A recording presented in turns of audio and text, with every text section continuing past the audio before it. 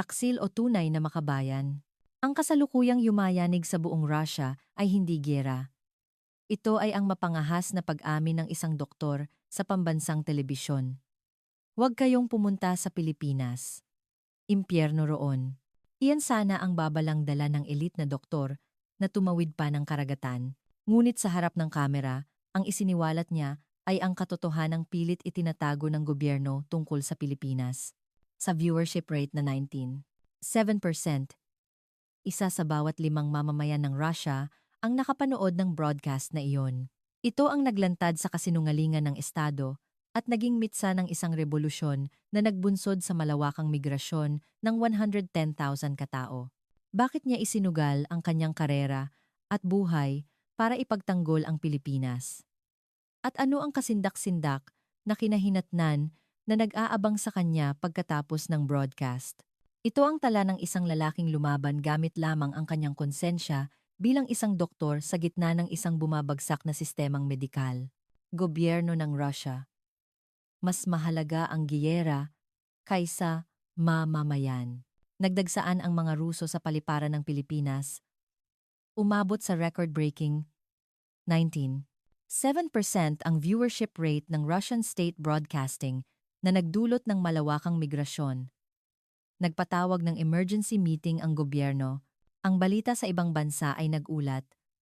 Biglang dumami ang mga migranteng Ruso patungong Pilipinas na nag-udyok sa gobyerno na magpatawag ng isang emergency response meeting. Ang mga mamamayang nagdesisyong lumipat ay iisa ang sinasabi. Para sa Russia, tila mas mahalaga ang giyera kaysa sa sarili nitong mamamayan. Tingnan ninyo ang mga doktor, ang sistema mismo ang nagtataboy sa mga tao palabas. Ang dahilan ng lahat ng ito ay ang tsismis na 30,000 doktor mula sa Russia ang lumipat na sa Pilipinas.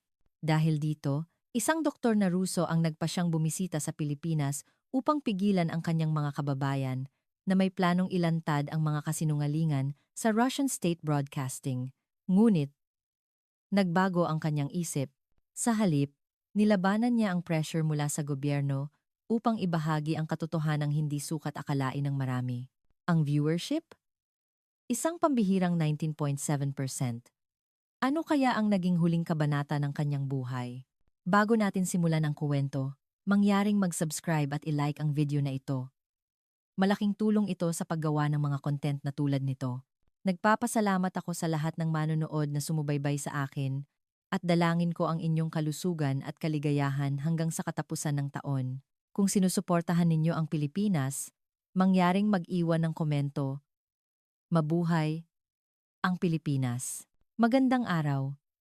Ako si Nikolai Petrov, isang surgical oncologist sa ICA, 16 na taon ko sa St. Petersburg National Cancer Center. Lagi kong ipinagmamalaki ang sistemang medikal ng Russia. Naniniwala ako sa husay ng aming mga ninuno, sila ang unang matagumpay na nagsagawa ng heart transplant sa mundo, mga pioneer sa space medicine, at nagtayo ng sarili naming sistema kahit noong panahon ng Cold War. Ngunit nitong mga nakaraang taon, isa-isang nagsimulang maglaho ang aking mga kasamahan. Noong una, inakala kong personal na dahilan lang. Ngunit nang malaman kong iisang bansa lang ang kanilang pinupuntahan, nanginig ang aking buong katawan sa galit, Pilipinas. Sa islang iyon, sa Asya nagpupuntahan ang pinakamahuhusay na talento ng Russia. Noong taglagas ng nakaraang taon, 3 sa mga senior surgeon na nirerespeto ko ang sabay-sabay na nag-resign. Sila ang mga haligi ng Moscow University Hospital at St. Petersburg General Hospital. Sa pasilyo ng ospital, nagkasalubong kami ng isa sa kanila. Senior, totoo po bang pupunta kayo sa Pilipinas? Bakit po? Tanong ko. Nag-atubili siya saglit bago sumagot. Nikolai, hindi ang mga doktor ang umalis. Ang sistema ang nagtulak sa amin palabas. Hindi ko naintindihan ang mga salitang iyon. Inaamin kong hindi perpekto ang sistemang medikal ng Russia, pero para sa akin, hindi iyon sapat na dahilan para talikuran ang sariling bayan. Ngunit ang sumunod niyang sinabi ay tumatak sa aking isipan. Malalaman mo rin balang araw. Hindi ang mga kagamitan ang problema, kundi ang paraan ng pagpapatakbo. Makalipas ang 2 buwan, Nagtipon ang mga kasamahan kong doktor sa conference room ng ospital. Malinaw ang agenda, mga hakbang laban sa pagdami ng mga doktor na lumilipat sa Pilipinas. Galit na sinabi ng hospital director, sa loob ng 2 taon, mahigit 30,000 medical professionals ang umalis sa ating bansa. Mahigit kalahati sa kanila ay nagtungo sa Pilipinas.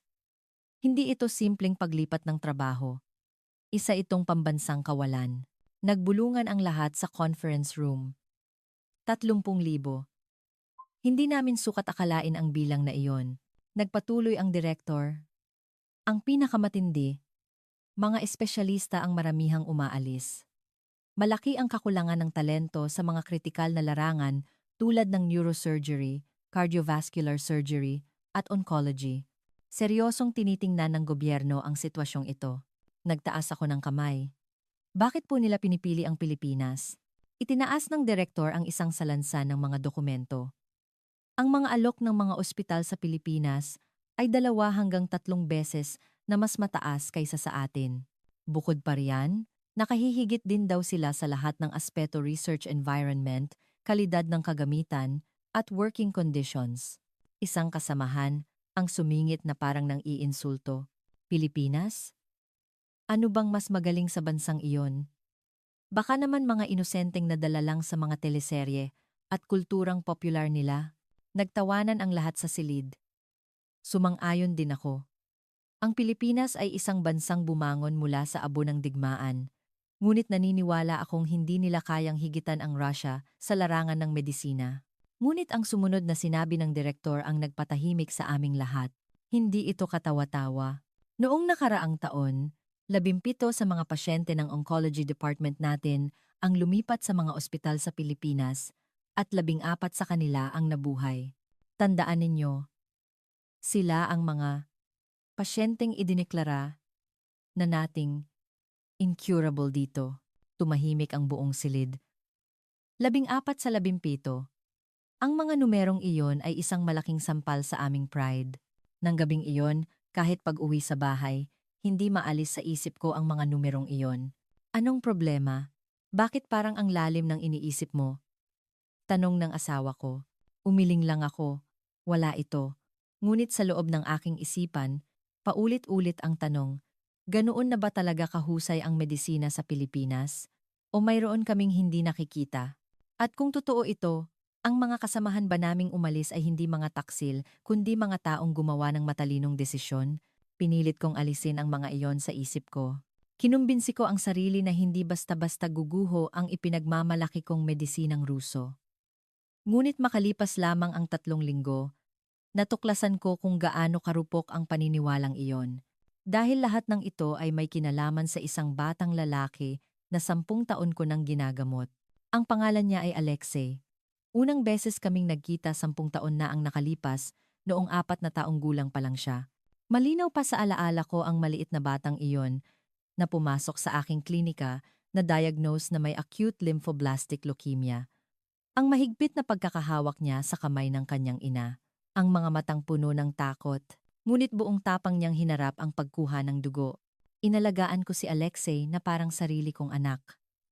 Chemotherapy, 21 bone marrow tests, at hindi mabilang na pagkakaospital at paglabas, sabay naming nilabanan iyon. At sa wakas, naabot namin ang complete remission. 5 taon siyang nanatiling malusog at walang recurrence, at ngayon ay isa na siyang masiglang 14 anyos na binatilyo. Para sa akin, siya ang pinakapinagmamalaki kong kaso sa buong karera ko. Ngunit 3 linggo na ang nakalipas, bumalik siya sa ospital. Ang resulta ng kanyang regular na check-up, bumalik ang leukemia. At sa pagkakataong ito, mas agresibo, nanginig ang mga kamay ko nang makita ang resulta ng tests.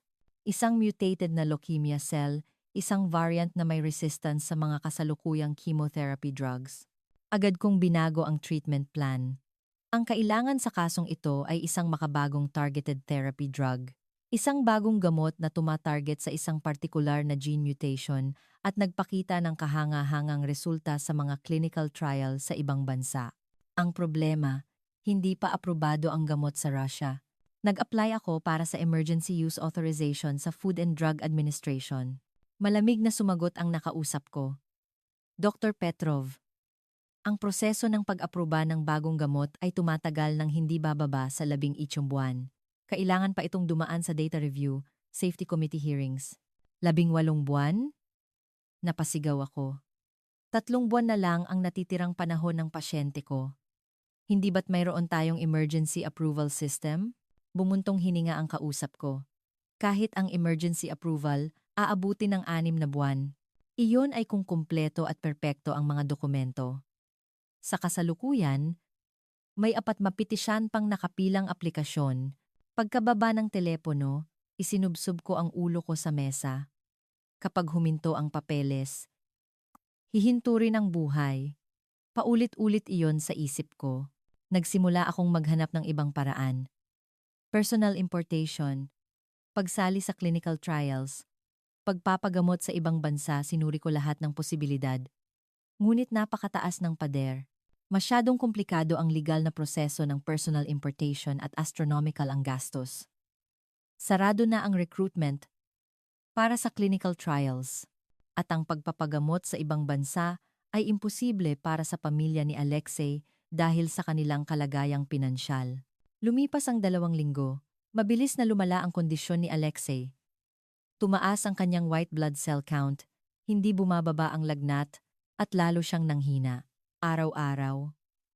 Umiiyak ang ina niya sa klinika ko. Doktor, maililigtas niyo pa po ang Alexei namin, di ba? 10 taon na ang nakalipas. Kayo rin po ang nagligtas sa kanya. Hindi ako makasagot. 10 taon na ang nakalipas, mayroon kaming gamot. Ngayon, may gamot man hindi namin magamit. Hinahadlangan ito ng sistema. Angmas, Andi, Junggalas, Angga. Nang gabing iyon, matapos ang mahabang panahon, nanigarilyo ulit ako.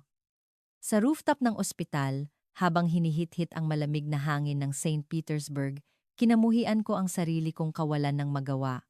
Noon, umakyat ang isa sa mga junior doctors. Senior, nandito lang pala kayo. Dahil po ba kay Alexei, kaya kayo nagkakaganyan? Hindi ako sumagot. Sa halip ay ibinuga ko ang usok ng sigarilyo. Nagpatuloy siya. Senior, may kaklase po ako sa kolehiyo na lumipat sa Pilipinas noong 1 taon. Nagtatrabaho siya sa isang malaking ospital sa Maynila. Sabi niya, napakabilis daw doon ng approval ng mga bagong gamot. Napangisi ako. Pilipinas? Ano bang mas magaling sa bansang iyon? Maingat na sinabi ng kasamahan ko. Senior, ayon po sa kaibigan ko, mayroon daw silang emergency approval system para sa mga gamot sa rare diseases. Kapag kritikal ang kalagayan ng pasyente, lumalabas daw ang approval sa loob ng 24 oras. 24 na oras? Napatingin ako sa kanya. Kalokohan. Paanong posible yan? Inilabas niya ang kanyang telepono at ipinakita sa akin. Ang website ng Department of Health ng Pilipinas. At doon, nakasaad nga ang tungkol sa emergency use system. Tinitigan kong mabuti ang screen. Na maganing pakalantara, hindi ang mga luma at sirang kagamitan ang problema, kundi ang luma at sirang paraan. Muling pumasok sa isip ko ang sinabi ng senior ko. Nang gabing iyon, hindi ako makatulog. Sa isip ko, 2 numero ang paulit-ulit. 11 buwan at 14 na oras. At ang natitirang panahon ni Alexei, 3 buwan. Kinabukasan, nagdesisyon ako. Pupunta ako mismo sa Pilipinas. Ngunit hindi para magpagamot. Nagpa siya akong sumulat ng isang expose tungkol sa totoong kalagayan ng medisina sa Pilipinas. Ilalantad ko ang kanilang mga pagyayabang, ang kanilang mga itinatago, at ang mga paraan nila para akitin ang mga doktor na Ruso. Nag-apply ako ng leave sa hospital director. Mag-observe po ako ng 1 linggo sa Pilipinas para pag-aralan ang kanilang medical system. Agad siyang pumayag. Magaling iyan, Dr. Petrov. Ilantad mo ang totoong kulay nila. Alantad mo ang totoong kulay nila para hindi na malinlang ang mga doktor natin sa mga walang basehang ilusyon. Tumango ako. Ngunit sa loob ng aking maleta, dala ko ang medical records ni Alexei. Paano kung, sa isang pambihirang pagkakataon, matutulungan nga nila siya Sa maliit na pag-asang iyon, sumakay ako sa eroplanong patungong Pilipinas. Hindi ko alam noon na ang desisyong iyon ang babago sa takbo ng buong buhay ko. Madaling araw ako dumating sa paliparan ng Pilipinas. Habang bumababa ng eroplano, ipinangako ko sa sarili. Sa loob ng 1 linggo, hahanapin ko ang mga kapintasan ng medisinang Pilipino at pagbalik ko sa Russia, ilalantad ko ang kanilang mga pinalaking propaganda. Ngunit ang plano ko ay nagsimulang magkabitak-bitak bago pa man ako makalabas ng airport. Habang nakapila sa immigration, tiningnan ko ang aking relo. Sa Russia, inaabot ng 2 oras ang immigration check pag-review ng dokumento, mga tanong, at walang katapusang paghihintay. Napabuntong hininga ako sa haba ng pila. Ngunit laking gulat ko, mabilis na umusad, at ako na ang kasunod.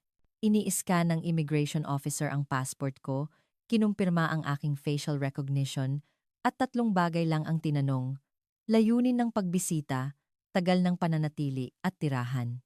Pagkatapos, tinatakan niya ito. Nang tingnan ko ulit ang relo ko, hindi ako makapaniwala. 12 minuto. Natapos ang immigration sa loob lang ng 12 minuto. Tulala akong lumabas ng immigration gate. Kinumbinsi ko ang sarili na sinuwerte lang ako. Sa labas ng airport, naghihintay ang translator na in-arrange ko. Si Maria, isang Pilipinang may lahing Ruso. Dr. Petrov, maligayang pagdating. Gusto niyo po bang dumiretso sa hotel? Hindi, sa ospital tayo agad. Wala tayong oras. Nagulat si Maria, pero agad siyang humanap ng taxi. Sa loob ng sasakyan, pinagmasdan ko ang tanawin ng Maynila. Matataas na gusali, malilinis na kalsada, at mga sasakyang maayos ang daloy. Kahanga-hanga, pero pinatatag ko ang aking loob. Hindi dahil maganda ang panlabas, ay maganda na rin ang panloob. Ang una naming destinasyon ay isang university hospital sa Maynila. Sinadya kong hindi magpa-appointment. Gusto kong makita ang kanilang tunay na mukha. Pagpasok ko sa lobby ng ospital, natigilan ako. Isang malawak na espasyo na abot hanggang kisame, mga bintanang salamin na pinapasok ang natural na liwanag, at mga taong tahimik na kumikilos. Sinabi ko kay Maria, dalhin mo ako sa International Patient Center. Nasa 3 palapag ang center. Habang paakyat kami sa elevator, nanatili akong may pagdududa. Ang magarbong itsura ay marketing lang para sa mga pasyente. Ngunit pagbukas ng pinto ng center, muli akong nagulat. Isang staff ang bumati sa akin sa matatas na Russian. Maligayang pagdating. Ano po ang maipaglilingkod ko? Natigilan ako, ngunit agad ding bumalik sa wisyo. Isa akong doktor mula sa Russia. Pinag-aaralan ko ang sistemang medikal ng Pilipinas. Maaari ko bang makausap ang namamahala? Ngumiti ang staff at tumango. Sandali lang po. Wala pang 5 minuto, isang lalaking nasa katanghaliang gulang ang lumapit. Siya si Dr. Jose Santos, isang propesor sa Surgical Oncology. Dr. Petrov, ikinagagalak kong makilala ka, nabalitaan kong galing ka pa sa Russia. Hindi marunong mag-Russian si Dr. Santos, pero sa tulong ni Maria, nagsimula ang aming pag-uusap. Diretsahan kong tinanong. Narinig kong mabilis daw ang pag-apruba ng mga bagong gamot dito sa Pilipinas. Totoo po ba iyon? Tumango si Dr. Santos. Mayroon kaming emergency use authorization system para sa mga rare diseases o kapag kritikal ang kaso. Kung pasok sa criteria, lumalabas ang approval sa loob ng 24 hanggang 72 oras. Napangisi ako. 24 na oras? Paano iyon posible? Paano ang safety review? Ang data analysis? Kalmadong sumagot si Dr. Santos. Para sa mga gamot na aprobado na sa ibang bansa, ibinabahagi nila sa amin ang data at mayroon kaming real-time electronic review system. Hindi kami sa papeles tumitingin, kundi sa datos. Hindi sa papeles, kundi sa datos. Tumatak iyon sa aking pandinig. Nagpatuloy si Dr. Santos.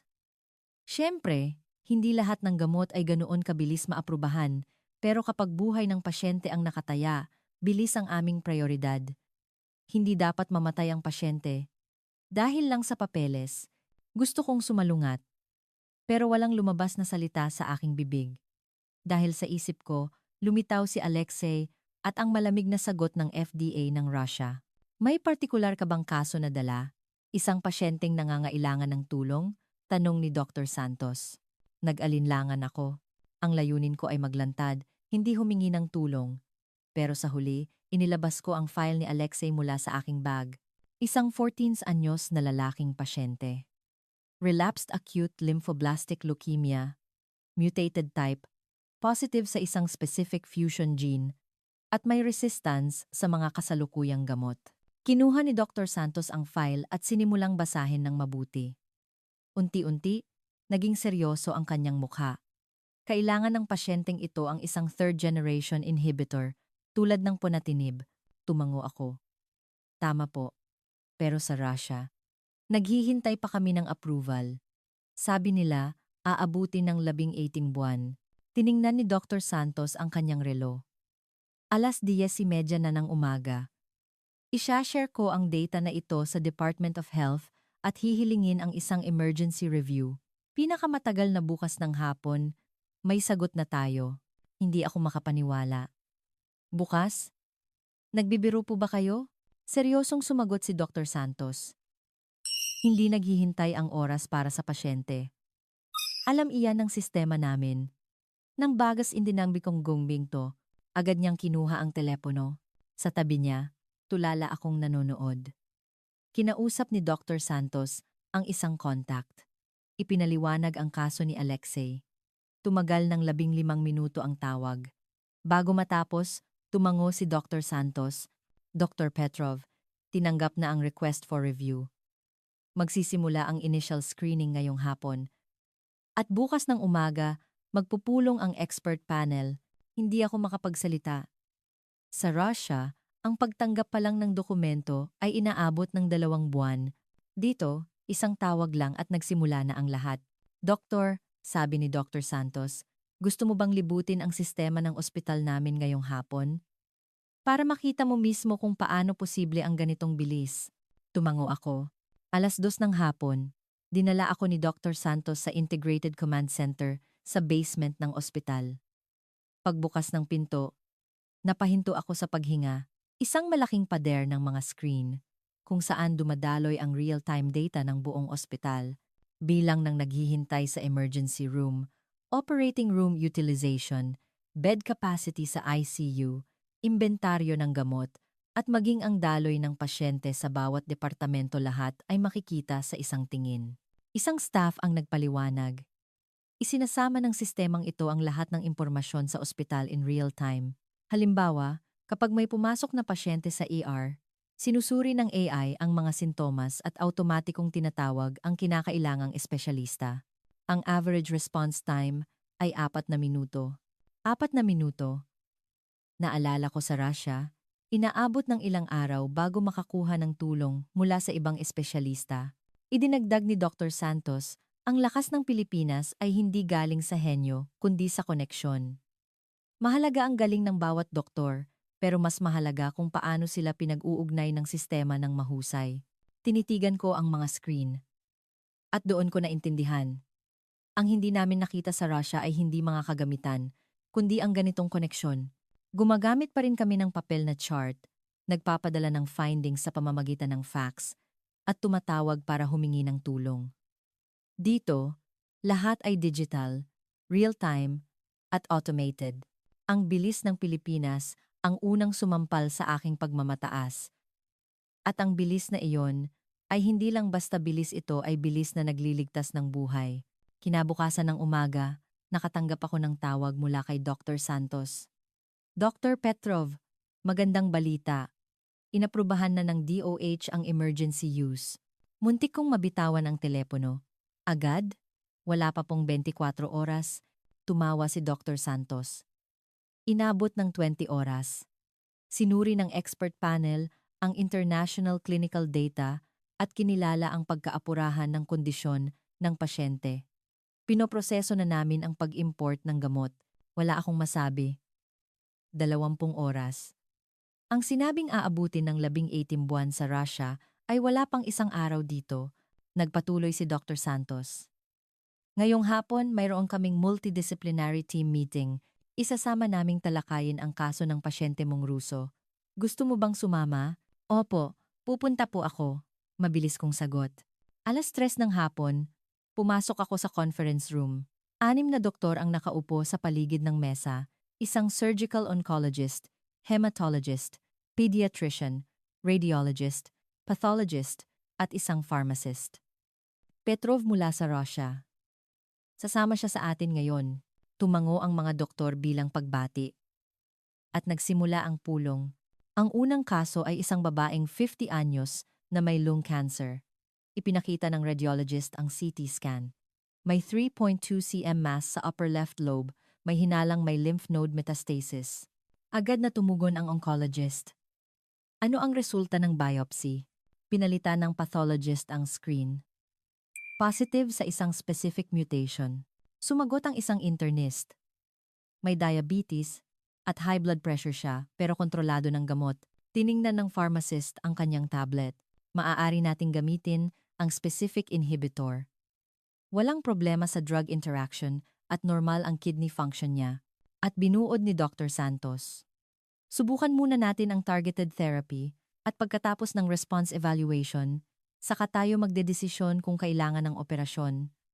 May tumututol ba? Walang tumutol.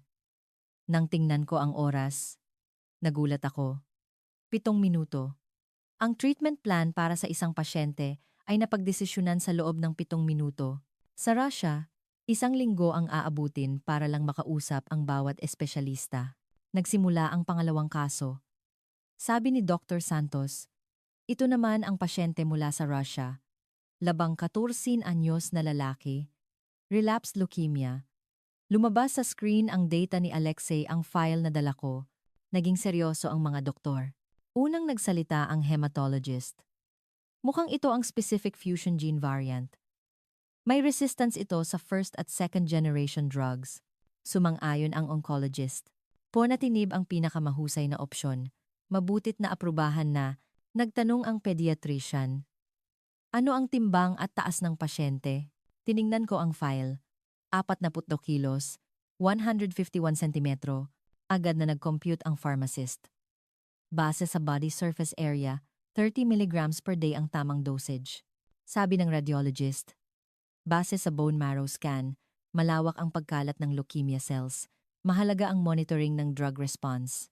Idinagdag ng pathologist, mag-bone marrow test tayo kada 2 linggo para sa response evaluation at targetin ang complete remission sa loob ng 4 na linggo. Tumingin sa akin si Dr. Santos. Dr. Petrov, may idadagdag ka pa ba? Tulala akong umiling. Sa loob ng 15 minuto, nabuo nila ang treatment plan para kay Alexei. Ang pasyenteng 10 taon kong ginamot, ang kasong 3 linggo kong pinagpuyatan, nalutas nila sa loob ng 15 minuto. Ang kolaborasyon ng 15 minuto ay tumapos sa 1 dekadang palaisipan. Natapos ang pulong. Tulala akong nakatayo sa pasilyo. Lumapit si Dr. Santos. Doktor, ayos ka lang? Paano? Paano ito posible? Sa amin, 1 linggo bago makausap ang isang espesyalista. Dito, 6 sa inyo ang nagtipon sa loob ng 15 minuto. Kalmadong sumagot si Dr. Santos. Pagkakaiba ng sistema. Mayroon kaming regular na multidisciplinary team meetings. Linggo-linggo, sa takdang oras, nagtitipon ang mga espesyalista at dahil lahat ng data ay nasa electronic medical records, tapos na ang review bago pa man magsimula ang pulong. Umiling ako. Hindi lang iyon. Sa Russia, hindi nag-uusap ang mga departamento. Ang oncology ay para sa oncology, ang hematology ay para sa hematology. Sila-sila lang. Ang pasyente mismo ang kailangang lumibot para mangalap ng opinyon. Nalungkot ang mukha ni Dr. Santos. Nawawalan ng oras ang pasyente sa ganoong paraan. At sa cancer, ang oras ay buhay. Wala akong masabi. Tinapik ni Dr. Santos ang balikat ko. Doktor, hindi naman ganito ang Pilipinas sa simula. Noong 1950s, halos wala kaming medical infrastructure. Nagsimula kami sa abo ng digmaan. Pero itinala namin ang aming mga pagkakamali, inayos, at muling namuhunan. Nakita naming namamatay ang mga pasyente sa pasilyo, kaya binago namin ang sistema. Nakita naming bumabagsak sa pagod ang mga doktor, kaya inayos namin ang working environment. Nakita naming namamatay ang mga pasyente dahil huli nang dumating ang bagong gamot, kaya pinabilis namin ang approval process. Pinagnilayan ko ang kanyang mga salita. Isang bansang hindi nagsimulang magaling, kundi isang bansang nagtala ng mga pagkakamali at inayos ang mga ito. Tumatak iyon sa puso ko. Kumusta naman ang Russia? Hindi namin inaamin ang aming mga pagkakamali. Kahit may problema, itinatago namin ito para sa pride ng sistema at hindi ito inaayos, at ang mga pasyente ang nagbabayad ng kabayaran. Sabi ni Dr. Santos, Doktor, kapag dumating ang gamot, ipapadala namin agad sa Russia. Mayroon kaming International Medical Cooperation Route, kaya sa loob ng 72 oras, makakarating iyan sa St. Petersburg. Nangilid ang luha ko. Ngumiti si Dr. Santos. Walang hangganan ang pagiging doktor. Ang kalaban natin ay sakit. Hindi ibang bansa. Nang gabing iyon, sa aking silid sa hotel, tinawagan ko ang ina ni Alexei. Nakuha ko na ang gamot. Darating iyan. Sa loob ng 3 araw, narinig ko ang kanyang pag-iyak sa kabilang linya. Totoo po ba, doktor? Pinunasan ko ang aking luha at sumagot, Opo. Maliligtas si Alexei. Pagkababa ng telepono, tumingin ako sa labas ng bintana, kumikinang ang gabi sa Maynila. Naintindihan ko na ngayon, ang pagmamaliit ko sa Pilipinas ay muntik nang maging kabayaran ng buhay ng pasyente ko. At ang mga umalis ay hindi mga taksil, kundi mga taong unang nakakita sa limitasyon ng sistema. Hindi ang lumang kagamitan ang problema, kundi ang lumang pamamaraan, at hanggat hindi namin binabago iyon, mas maraming doktor ang aalis. Mas maraming pasyente ang mamamatay. Nang gabing iyon, nagdesisyon ako. Hindi paglalantad, kundi ang katotohanan ang sasabihin ko. Ipapaalam ko sa Russia ang tunay na kalagayan ng medisina sa Pilipinas, kung ano man ito. Iyon ang huling magagawa ng aking konsensya bilang isang doktor. 3 araw ang lumipas, dumating ang gamot para kay Alexei. Tumawag mismo ang kasamahan kong naka-duty sa St. Petersburg. Nikolai, dumating na! Ang punatinib mula sa Pilipinas. Paano ito naging posible? Sa aking silid sa hotel, napabuntong hininga ako sa ginhawa. Simulan agad ang pag-inom. Ang dosage ay 30 milligrams per day, base sa body surface area. Nanginginig ang boses ng kasamahan ko. Nikolai, ano ba ang ginawa mo dyan sa Pilipinas? Ang gamot na sinabing aabutin ng 18 buwan sa FDA ay dumating sa loob ng 1 linggo. Kumusta ang kalagayan ni Alexei? Bumuntong hininga siya. Hindi maganda. Patuloy na tumataas ang white blood cell count niya. Pero sa gamot na ito, may pag-asa. Pagkababa ng telepono, tumingin ako sa labas. Sumisikat na ang araw sa Maynila, ngunit magulo ang isip ko. Pumunta ako rito para maglantad, pero ako pa ang nailigtas. At ngayon, sa natitira kong panahon, kailangan kong makita ang mas marami pang katotohanan. Nang hapong iyon, sa tulong ni Dr. Santos, bumisita ako sa isang biotech company sa Alabang. Isang startup na nagde-develop ng gamot para sa rare diseases. Ang CEO, nakakagulat, ay isang siyentistang Ruso. Magandang araw, Dr. Petrov. Ako si Irina. Nagtapos si Irina sa Moscow State University at 5 taon na siyang nasa Pilipinas. Diretsahan kong tinanong, bakit ka umalis sa Russia? Mapait siyang ngumiti. Imposibleng mag-develop ng bagong gamot sa Russia. Kulang ang pondo sa research. Komplikado ang regulasyon. At higit sa lahat, mahirap makahanap ng investors. Dinala niya ako sa laboratorio. Puno ito ng mga makabagong kagamitan. Dito, malaki ang puhunan ng gobyerno sa biotech industry. Sinusuportahan ang mga startup at dahil simple ang regulasyon, mabilis naming naisasagawa ang clinical trials. Tiningnan ko ang paligid. Ano ang gamot na dinedevelop ninyo ngayon? Isang gamot para sa isang rare neurological disorder. Ang pamangkin ko sa Russia ay may ganitong sakit. Walang gamot doon, kaya ako na mismo ang nagpasya na gumawa. Nakita ko ang determinasyon sa kanyang mga mata. Hindi ang mga doktor ang umalis, kundi ang sistema ang nagtulak sa kanila palabas. Muling pumasok sa isip ko ang sinabi ng kasamahan ko. Nagpatuloy si Irina, hindi takot sa pagkabigo ang Pilipinas. Sa Russia, kapag nabigo ang isang research, pinuputol ang budget at sinisisi ang researcher. Dito, kahit ang pagkabigo ay tinitingnan bilang data. Natututo sila mula sa pagkakamali at binibigyan ng pagkakataong sumubok muli. Tumango ako. Isang bansang nagtatala ng pagkakamali at itinutuwid ito. Muling napatunayan ang sinabi ni Dr. Santos. Doktor, bakit po kayo napunta sa Pilipinas? Tanong ni Irina. Nag-atubili ako saglit at pagkatapos ay nagsabi ng totoo. Noong una, para maglantad, para patunayang puro pagyayabang lang ang medisina ng Pilipinas. Ngumiti si Irina. At ngayon, napabuntong hininga ko. Ngayon, mukhang kailangan kong aminin na ako ang nagkamali. Seryosong sinabi ni Irina, Doktor, pagbalik ninyo sa Russia, sabihin ninyo ang totoo. Hindi perpekto ang Pilipinas. Pero at least, ito ay isang sistemang nakasentro sa pasyente. Tumango ako. Nang gabing iyon, dumalo ako sa isang international symposium sa isang universidad sa Maynila. Ang tema, Global Cooperation on Rare Diseases. Nagpresenta ang mga doktor mula sa iba't ibang bansa, Amerika, Germany at Pilipinas. Ang nakakagulat ay ang presentasyon ng doktor na Pilipino. Noong nakaraang taon, natulungan namin ang 142 pasyente mula sa 37 bansa. Kasama rito ang pagbibigay ng gamot, remote consultation, at tulong pinansyal. Hindi ako makapaniwala. 142 pasyente mula sa 30 bansa. Nagpatuloy ang presenter. Kailangang lampasan ng medisina ang mga hangganan. Hindi mahalaga ang nasyonalidad ng pasyente. Buhay lang ang mahalaga. Sa question and answer portion, nagtaas ako ng kamay. Ako si Dr. Petrov mula sa Russia. Isang tanong lang po, bakit tinutulungan ng Pilipinas maging ang mga pasyente mula sa ibang bansa? Mayroon po bang benepisyong pang-ekonomiya? Ngumiti ang presenter. May mas mahalaga pa sa benepisyong pang-ekonomiya, humanitarianism, at pagbuo ng isang medical network. Kapag tinutulungan namin ang ibang bansa, tutulungan din nila kami. Ang aming pilosopiya, ang mga hangganan ay linya lang, ngunit ang medisina ay isang network.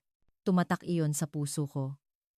Ang hangganan ay linya, ngunit ang medisina ay network. Ang Russia ay nagpapatakbo ng isang islang sistema ng medisina, sarado, at tumatangging makipagtulungan sa labas. Konektado sila sa mundo, at ang network na iyon ang nagliligtas ng mas maraming buhay. Natapos ang symposium, lumapit ako sa presenter. Maaari ko po bang ibahagi ang kuwento ng pasyente ko? Pumayag siya. Ikinuwento ko ang tungkol kay Alexei at kung paano siya tinulungan ng Pilipinas. Sabi ng presenter. Natural lang iyon. Ganoon din ang gagawin ng sinumang doktor. Tiyak na ganoon din ang ginawa ninyo sa Russia. Umiling ako. Hindi po. Hindi ko nagawa. Dahil hinadlangan ako ng sistema. Tinapik niya ang balikat ko. Kung ganoon, baguhin ninyo ang sistema. Bumalik kayo sa Russia, Dr. Petrov. At ikuwento ito. Ang pagbabago ay nagsisimula sa isang tao. Nang gabing iyon, sa aking hotel room, binuksan ko ang aking laptop. Ang pamagat, hindi mga taksil, kundi mga tagapanguna, ang pag-amin ng isang doktor na Ruso. Isinulat ko lahat ng nakita ko sa loob ng isang linggo. Ang bilis, ang kooperasyon, ang network, at ang sistemang nakasentro sa pasyente. Mabilis na gumalaw ang aking mga daliri sa keyboard. 3:00 ng madaling araw, natapos ko ang artikulo. Isang mahabang artikulo na may mahigit 20,000 salita. Sinave ko ang file at ipinadala sa editor-in-chief ng Russian State Broadcasting. Ang subject, ulat ng katotohanan. 1 linggo pagkatapos, bumalik ako sa Russia. Pagbaba sa airport, dumiretso ako sa ospital para makita si Alexei. Pagbukas ko ng pinto ng kanyang silid, hindi ko napigilan ang aking luha. Nakaupo si Alexei sa kama at nagbabasa. Ang dating maputlang mukha ay may kulay na, at ang kanyang mga mata ay may buhay. Doktor! Ngumiti ng malaki si Alexei. Tumakbo ang kanyang ina, at hinawakan ang aking kamay. Doktor, maraming salamat. Ligtas na si Alexei. Tiningnan ko ang chart ni Alexei. Bumalik na sa normal ang kanyang blood count at halos nawala na ang leukemia cells. 10 araw pa lang mula nang simula ng gamot. Lumapit ang kasamahan ko. Nikolai, isa itong milagro. Umiling ako.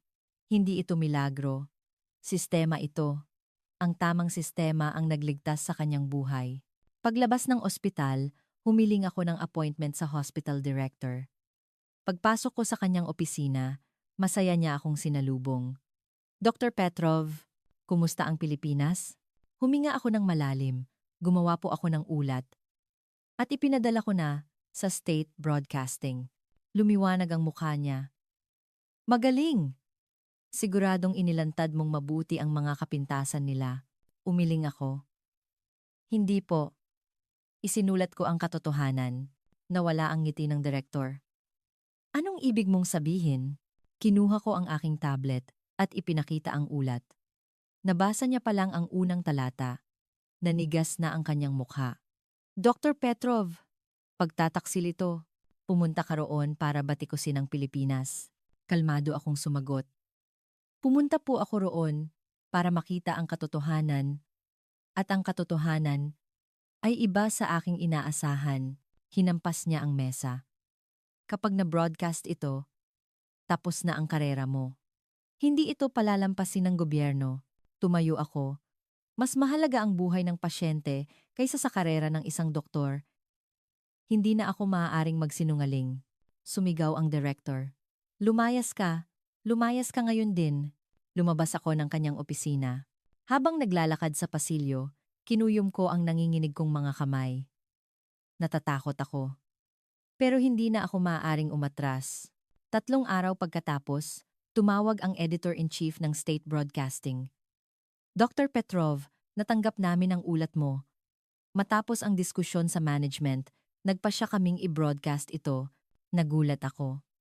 Totoo po ba? Bumuntong hininga ang editor.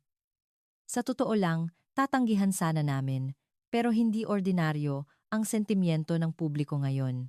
Lumalakas ang panawagan para sa reforma sa sistemang medikal at naiipit ang gobyerno na gumawa ng hakbang.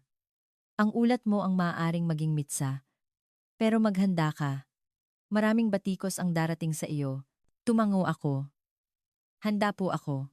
Itinakda ang broadcast 1 linggo mula noon. Sa loob ng linggong iyon, nangalap ako ng maraming materyales. In-interview ko ang mga pasyenteng Ruso na nagpagamot sa Pilipinas at kinausap ko ang mga doktor na Ruso na lumipat doon. Iisa ang sinabi nila, hindi kami umalis, pinili namin. Pinili namin ang mas mahusay na sistema. Gabi bago ang broadcast, hindi ako makatulog. Mahal, sigurado ka ba talaga riyan? Baka mawalan ka ng trabaho. Nag-aalalang tanong ng asawa ko. Hinawakan ko ang kanyang kamay. Ayos lang. Kailangang sabihin ng isang doktor ang totoo. Iyon ang responsibilidad namin sa mga pasyente. Araw ng broadcast, tumayo ako sa studio. Sa harap ng kamera, huminga ako ng malalim at nagsimula akong magsalita. Magandang gabi sa inyong lahat. Ako si Nikolai Petrov, isang surgical oncologist. Tumingin ako ng diretso sa kamera.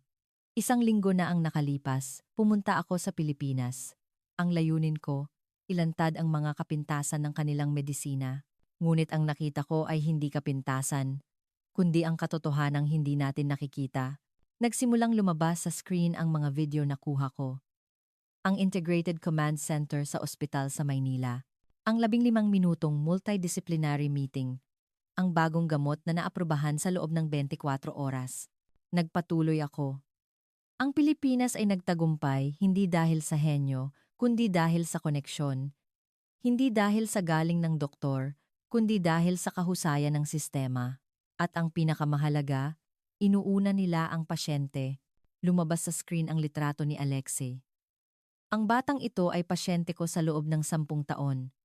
Bumalik ang kanyang leukemia at hindi namin makuha ang gamot na kailangan niya sa Russia. Sinabing aabutin ng antinabungbuan ang approval. Huminto ako saglit, ngunit inaprubahan ito ng Pilipinas sa loob ng 24 oras at ipinadala ang gamot sa Russia sa loob ng 3 araw.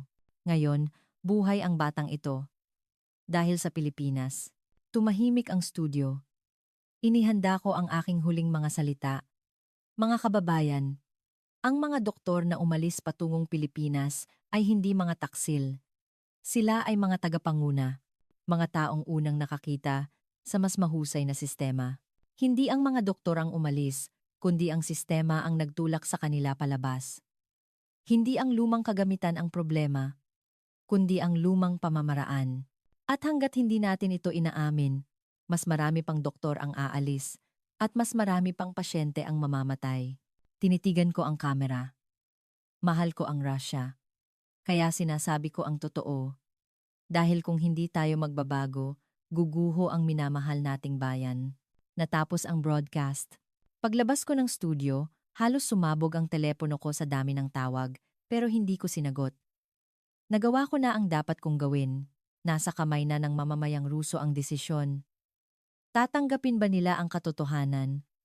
O itatakwil ito? Pumunta ako sa ospital para makita si Alexei.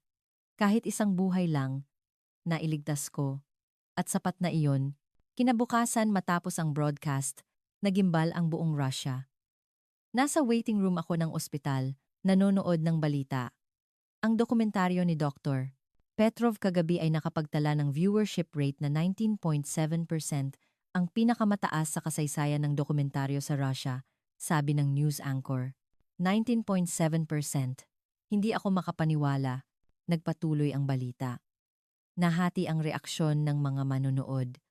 Ang iba ay tinawag si Dr. Petrov na taksil, habang ang iba ay pinuri ang kanyang matapang na pag-amin. Lumabas sa screen ang mga panayam. Ipinagbili ni Petrov ang ating bansa. Binayaran siya ng Pilipinas. Sigaw ng isang lalaki. Ngunit iba ang sumunod. Namatay ang kapatid ko sa isang rare disease dahil walang gamot. Naglakas loob si Dr. Petrov na sabihin ang totoo, sabi ng isang babae habang umiiyak. Pinatay ko ang TV at naglakad papunta sa aking klinika. Ngunit bago ko pa mabuksan ang pinto, lumitaw ang hospital director, Petrov, sa opisina ko. Pagpasok ko, 3 lalaki ang nakaupo. Mukhang mga opisyal ng gobyerno. Malamig na sinabi ng director, Dr. Petrov, tanggal ka na sa trabaho. Inaasahan ko na, pero parang dinurog ang puso ko. Dr. Petrov, nagdulot ka ng malaking pinsala sa estado. Nilapastangan mo ang sistemang medikal ng Russia at naghasik ng kawalan ng tiwala sa mga mamamayan, sabi ng isang opisyal. Kalmado akong sumagot. Sinabi ko lang po ang totoo. Napangisi ang opisyal. Katotohanan. Propaganda lang ng Pilipinas ang nakita mo. Ginamit ka lang nila. Umiling ako. Naligtas ang pasyente ko. Iyon ang pinakamatibay na ebidensya. Tumayo ang opisyal. Dr. Petrov, sasailalim ka sa suspensyon ng iyong lisensya bilang doktor at iimbestigahan para sa paninirang puri sa estado. Hindi ako nagsalita. Handa na ako para rito. Paglabas ko ng ospital, dinumog ako ng mga mamamahayag. Dr. Petrov, isang salita lang po. Naniniwala ba talaga kayong mas magaling ang Pilipinas kaysa Russia? Tumayo ako sa harap ng mga mikropono. Isa akong doktor.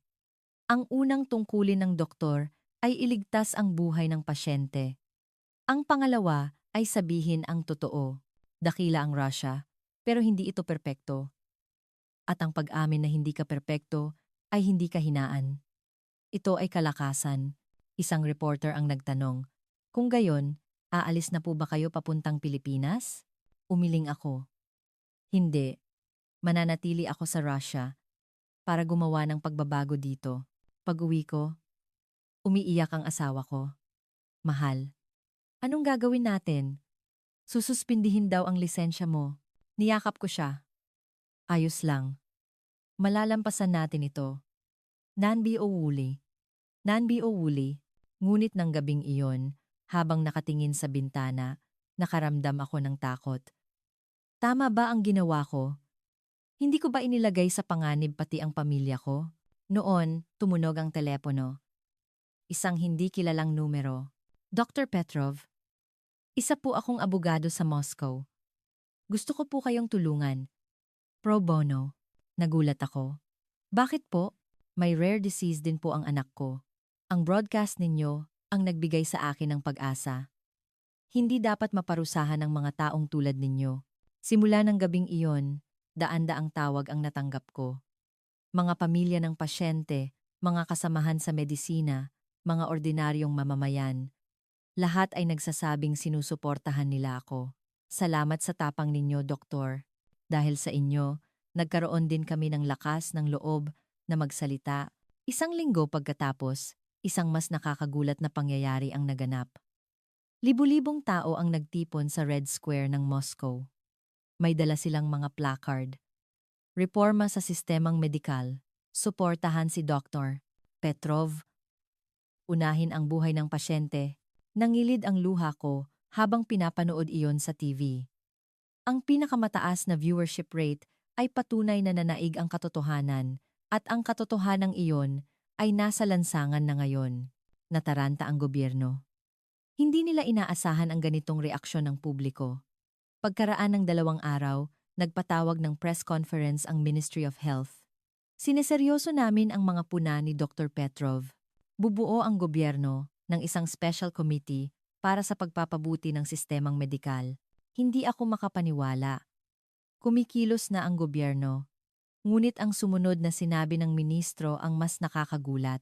Ititigil ang investigasyon laban kay Dr. Petrov at ibabalik ang kanyang lisensya. At nais naming imbitahan si Dr.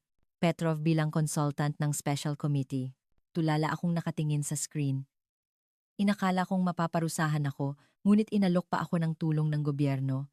Niyakap ako ng asawa ko. Mahal, nagtagumpay ka, ngunit alam ko. Simula pa lang ito.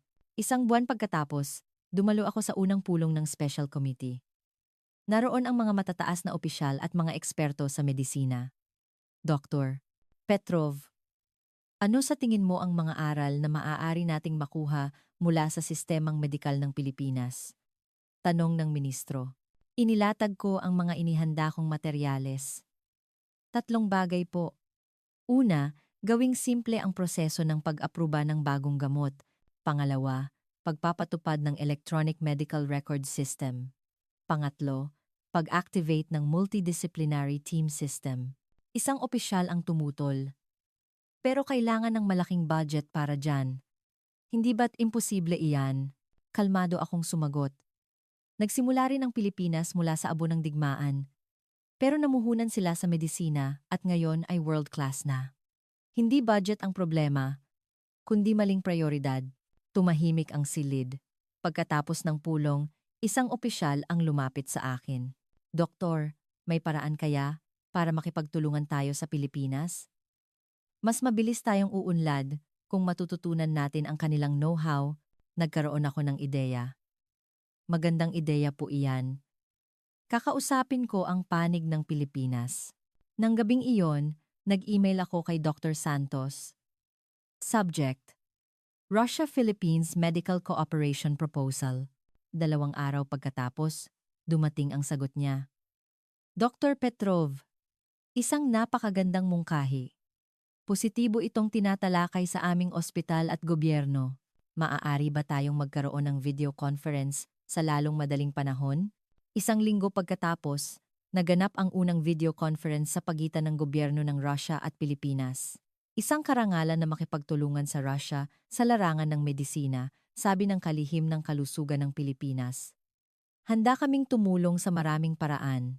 Nagkasundo ang 2 bansa na lumagda sa isang Memorandum of Agreement.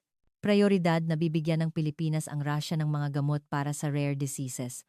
Sasanayin ang 100 doktor na Ruso at tutulong sa pagbuo ng Electronic Medical Record System. Bilang kapalit, makikipagtulungan ang Russia sa basic science research at medical personnel exchange. Pagkatapos ng pulong, nagpadala ng personal na mensahe si Dr. Santos. Dr. Petrov, may ideya ako. Bakit hindi tayo gumawa ng isang sentro na mamamahala sa cooperation project na ito? Masaya kami kung ikaw ang mamumuno dito. Pinag-isipan ko ito ng malalim. Hindi umalis, kundi maging tulay na nag-uugnay sa dalawang bansa. Iyon ang tunay kong nais. Nag-reply ako. Salamat sa alok. Ngunit may isang kondisyon. Dapat itatag ang sentro sa Russia. Hindi ako ang aalis, kundi ang Pilipinas ang darating sa Russia. Mabilis ang sagot ni Dr. Santos. Napakagandang ideya. Gawin natin iyan. 2 buwan pagkatapos, binuksan ang Russia-Philippines Medical Cooperation Center sa Moscow. Sa loob lamang ng unang buwan, 50 pasyenteng Ruso na may rare diseases ang natulungan ng Pilipinas. 3 buwan pagkatapos, nagsimula ang training ng unang batch ng 50 doktor na Ruso sa Pilipinas. Sinalubong ako ni Dr. Santos sa airport. Dr. Petrov, welcome back. Nakipagkamay ako. Sa pagkakataong ito, hindi ako pumarito para maglantad. Pumarito ako para matuto. Ngumiti si Dr. Santos. Walang hangganan ang pagkatuto. Sa huling araw ng training, nagpulong ang mga doktor na Ruso. Kaya rin natin ito, sabi ng isa. Kung nagawa ng Pilipinas, kaya rin ng Russia. Habang pabalik sa eroplano, naintindihan ko na. Hindi ang pag-alis, kundi ang pag-uugnay. Ang hangganan ay linya, ngunit ang medisina ay network. At ako ay naging bahagi ng network na iyon. Isang tulay sa pagitan ng Russia at Pilipinas. Iyon ang tunay kong misyon bilang isang doktor. Sa mga sumunod na buwan, nagsimula ang maliliit, ngunit tiyak na pagbabago sa sistemang medikal ng Russia. Ang 2 buwang approval ay naging 3 buwan. Nagsimula ang mga multidisciplinary meetings. Isang araw, isang babae ang lumapit sa akin. Ang kanyang 16 anyos na anak na babae ay may brain tumor. Sabi po ng mga doktor sa Russia, imposible raw operahan. Posible po kaya sa Pilipinas? Agad kong tinawagan si Dr. Santos. Pagkaraan ng 24 oras, may video conference na kami sa isang neurosurgeon mula sa isang ospital sa Maynila.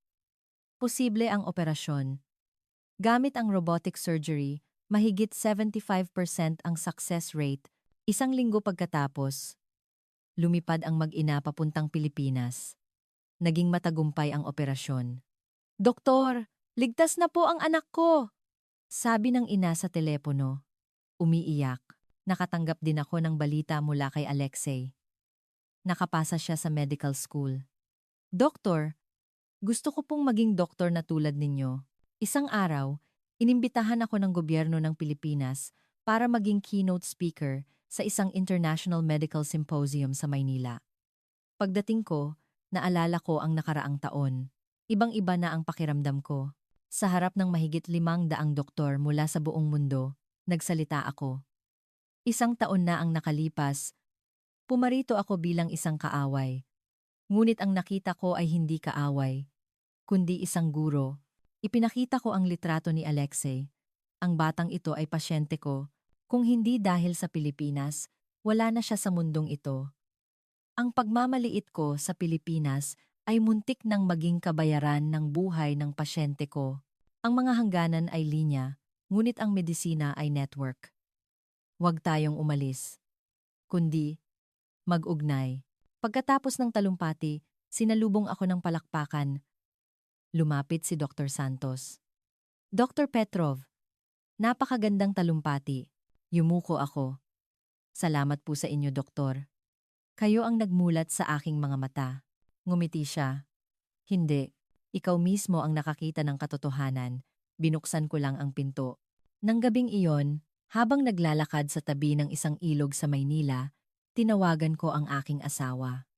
Mahal, sabi ko, ngayon ko lang naintindihan kung bakit ako naging doktor para magligtas ng buhay. Iyon lang ang mahalaga. Hindi pride, hindi reputasyon. Buhay lang ng pasyente.